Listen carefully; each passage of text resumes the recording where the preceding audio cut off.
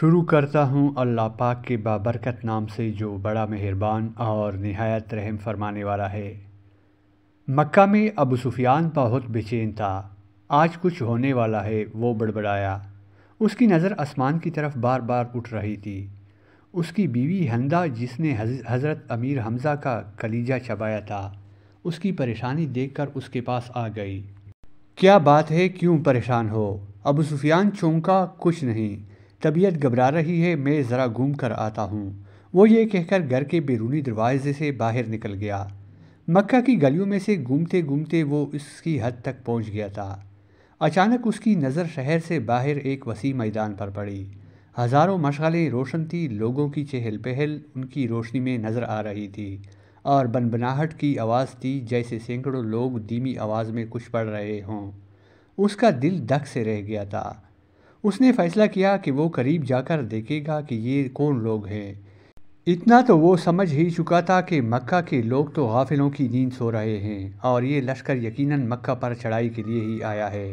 وہ جاننا چاہتا تھا کہ یہ کون ہیں۔ وہ آہستہ آہستہ اونٹ لیتا اس لشکر کے کافی قریب پہنچ چکا تھا۔ کچھ لوگوں کو اس نے پہچان لیا تھا۔ یہ اس کے اپنے ہی لوگ تھے جو مسلمان ہو چکے تھے اور مدینہ ہجرت کر چکے تھے۔ اس کا دل ڈوب رہا تھا۔ وہ سمجھ گیا تھا کہ یہ لشکر مسلمانوں کا ہے، اور یقیناً محمد صلی اللہ علیہ وآلہ وسلم اپنے جرثاروں کے ساتھ مکہ آ پہنچے تھے۔ وہ چھپ کر حالات کا جائزہ لے ہی رہا تھا کہ عقب سے کسی نے اس کی گردن پر تلوار رکھ دی۔ اس کا اوپر کا سانس اوپر اور نیچے کا نیچے رہ گیا تھا۔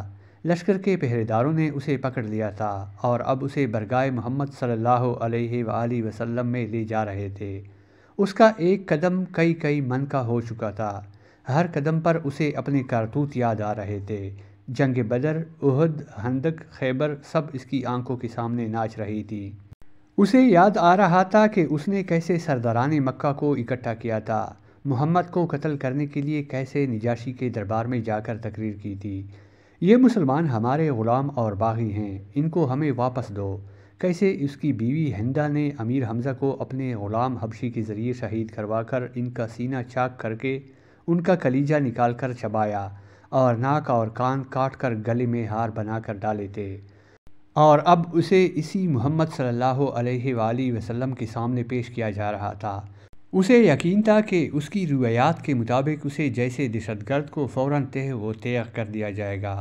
ادھر برگاہ رحمت للعالمین صلی اللہ علیہ وآلہ وسلم میں اصحاب رضی اللہ تعالیٰ عنہ جمع تھے، اور صبح کے اقدامات کے بارے میں مشاورت چل رہی تھی کہ کسی نے آ کر ابو سفیان کی گرفتاری کی خبر دے دی۔ اللہ اکبر! خیمہ میں نعرہ تکبیر بلند ہوا۔ ابو سفیان کی گرفتاری ایک بہت بڑی خبر اور کامیابی تھی۔ خیمہ میں موجود عمر بن خطاب اٹھ کر کھڑے ہوئے اور تلوار کو میان سے نکال کر انتہائی جوش کے عالم میں بولے، اس بدبخت کو قتل کر دینا چاہیے۔ شروع سے سارے فساد کی جڑ یہی رہا ہے۔ چہرہ مبارک رحمت للعالمین صلی اللہ علیہ وآلہ وسلم پر تبسم نمودار ہوا، اور ان کی دلوں میں اتری ہوئی آواز گونجی، بیٹھ جاؤ عمر، اسے آنے دو۔ عمر ابن خطاب آنکھوں میں حائز لیے حکم رسول صلی اللہ علیہ وآلہ وسلم کی اطاعت میں بیٹھ تو گئے، لیکن ان کے چہرے کی سرخی بتا رہی تھی کہ ان کا بس چلتا تو ابو سفیان کے ٹکڑے کر ڈالتے۔ اتنے میں پہرے داروں نے برگاہ رسالت صلی اللہ علیہ وآلہ وسلم میں حاضر ہونے کی اجازت چاہی۔ اجازت ملنے پر ابو سفیان کو رحمت للعالمین کے سامنے اس حال میں پیش کیا گیا کہ اس کے ہاتھ اس کے عمامے سے اس کی پشت پر باندھے ہوئے تھے، چہرے کی رنگت پیلی پڑ چکی تھی، اور اس کی آنکھوں میں موت کے سائے لہرا رہے تھے۔ لب ہائے رسالت مآب صلی اللہ علیہ وآلہ وسلم واہ ہوئے، اور اصحاب رضی اللہ تعالیٰ عنہ نے ایک عجیب جملہ سنا، اس کے ہاتھ کھول دو اور اس کو پانی پلاؤ، بیٹھ جاؤ ابو سفیان۔ ابو سفیان ہارے ہوئے جواری کی طرح گرنے کے انداز میں خیمہ کے فرش پر بچھے قالین پر بیٹھ گیا۔ پانی پی کر اس کو کچھ حوصلہ ہوا تو نظر اٹھا کر خیمہ میں موجود لوگوں کی طرف دیکھا۔ عمر بن خطاب کی آنکھیں غصہ سے سرخ تھیں۔ ابو بکر ابن قحافہ کی آنکھوں میں اس کے لیے افسوس کا تاثر تھا۔ عثمان بن غفان کے چہرے پر عزیز داری کی ہمدردی اور افسوس کا ملا جلا تاثر تھا۔ علی ابن ابو طالب کا چہرہ سپاٹ تھا۔ اسی طرح باقی تمام اصحاب کے چہروں کو دیکھتا دیکھتا اس کی نظر حضرت محمد صلی اللہ علیہ وآلہ وسلم کے چہرے مبارک پر آ کر ٹھہر گئی، جہاں جلالت و رحمت کے خوبصورت امتزاج کے ساتھ کائنات کی خوبصورت ترین مسکراہٹ تھی۔ کہو ابو سفیان کیسے آنا ہوا؟ ابو سفیان کے گلے میں جیسے آواز ہی نہیں رہی تھی۔ بہت ہمت کر کے بولا، میں اسلام قبول کرنا چاہتا ہوں۔ عمر ابن خطاب ایک بار پھر اٹھ کر کھڑے ہوئے۔ یا رسول اللہ صلی اللہ علیہ وآلہ وسلم، یہ شخص مکاری کر رہا ہے، جان بچانے کے لیے اسلام قبول کرنا چاہتا ہے، مجھے اجازت دیجیے میں آج اس ازلی دشمن کا خاتمہ کر ہی دوں۔ ان کے منہ سے کف جاری تھا۔ بیٹھ جاؤ عمر، رسالت مآب صلی اللہ علیہ وآلہ وسلم نے نرمی سے پھر فرمایا۔ بولو ابو سفیان، کیا تم واقعی اسلام قبول کرنا چاہتے ہو؟ جی یا رسول اللہ صلی اللہ علیہ وآلہ وسلم، میں اسلام قبول کرنا چاہتا ہوں۔ میں سمجھ گیا ہوں کہ آپ اور آپ کا دین بھی سچا ہے اور آپ کا خدا بھی سچا ہے، اس کا وعدہ پورا ہوا۔ میں جان گیا ہوں کہ صبح مکہ کو فتح ہونے سے کوئی نہیں بچا سکے گا۔ چہرہ رسالت مآب صلی اللہ علیہ وآلہ وسلم پر مسکراہٹ پھیلی۔ ٹھیک ہے ابو سفیان، تو میں تمہیں اسلام کی دعوت دیتا ہوں اور تمہاری درخواست قبول کرتا ہوں۔ جاؤ، تم آزاد ہو، صبح ہم مکہ میں داخل ہوں گے انشاءاللہ۔ میں تمہارے گھر کو، جہاں آج تک اسلام اور ہمارے خلاف سازشیں ہوتی رہی ہیں، جائے امن قرار دیتا ہوں۔ جو تمہارے گھر میں پناہ لے گا وہ محفوظ ہے۔ ابو سفیان کی آنکھیں حیرت سے پھٹتی جا رہی تھی، اور مکہ والوں سے کہنا، جو بیت اللہ میں داخل ہو گیا اس کو امان ہے، جو اپنی کسی عبادت گاہ میں چلا گیا اس کو امان ہے، یہاں تک کہ جو اپنے گھروں میں بیٹھ رہا اس کو امان ہے۔ جاؤ ابو سفیان، جاؤ اور جا کر صبح ہماری آمد کا انتظار کرو، اور کہنا مکہ والوں سے کہ ہماری کوئی تلوار میان سے باہر نہیں ہوگی، ہمارا کوئی تیر ترکش سے باہر نہیں ہوگا، ہمارا کوئی نیزہ کسی کی طرف سیدھا نہیں ہوگا، جب تک کہ کوئی ہمارے ساتھ لڑنا نہ چاہے۔ ابو سفیان نے حیرت سے محمد صلی اللہ علیہ وآلہ وسلم کی طرف دیکھا اور کانپتے ہوئے ہونٹوں سے بولنا شروع کیا، اشہد ان لا الہ الا اللہ و اشہد ان محمدً عبدہ و رسولہ۔ سب سے پہلے عمر ابن خطاب آگے بڑھے اور ابو سفیان کو گلے سے لگایا۔ مرحبا اے ابو سفیان، اب سے تم ہمارے دینی بھائی ہو، تمہاری جان مال ہمارے اوپر ویسے ہی حرام ہو گیا جیسے کہ ہر مسلمان کا دوسرے پر حرام ہے۔ تم کو مبارک ہو کہ تمہاری پچھلی ساری خطائیں معاف کر دی گئی، اور اللہ تبارک و تعالیٰ تمہارے پچھلے گناہ معاف فرمائے۔ ابو سفیان حیرت سے خطاب کے بیٹے کو دیکھ رہا تھا۔ یہ وہی تھا کہ چند لمحے پہلے جس کی آنکھوں میں اس کے لیے شدید نفرت اور غصہ تھا، اور جو اس کی جان لینا چاہتا تھا، اب وہی اس کو گلے سے لگا کر بھائی بول رہا تھا۔ یہ کیسا دین ہے، یہ کیسے لوگ ہیں؟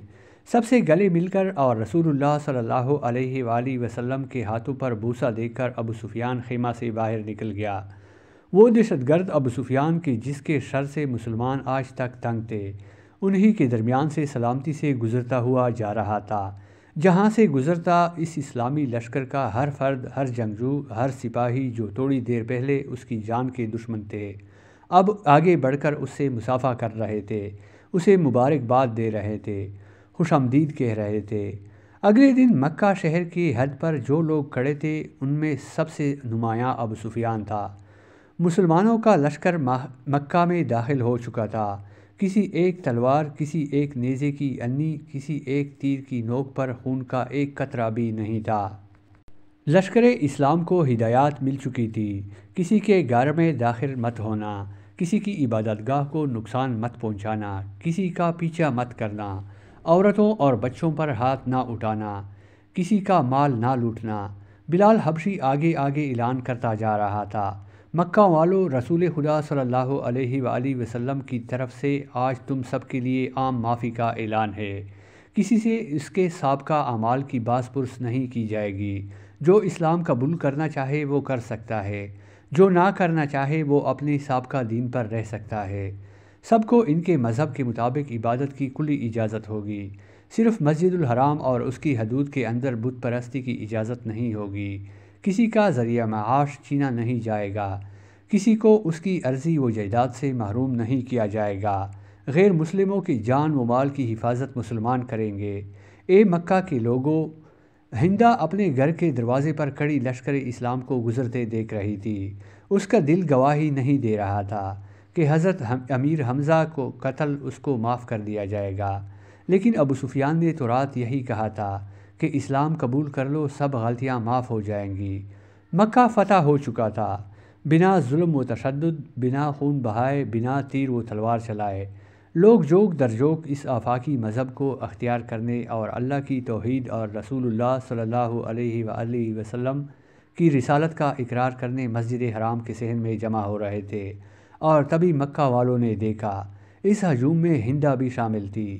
یہ ہوا کرتا تھا اسلام، یہ تھی اس کی تعلیمات، یہ سکھایا تھا میرے رسول صلی اللہ علیہ وآلہ وسلم کی پیاری ذات نے۔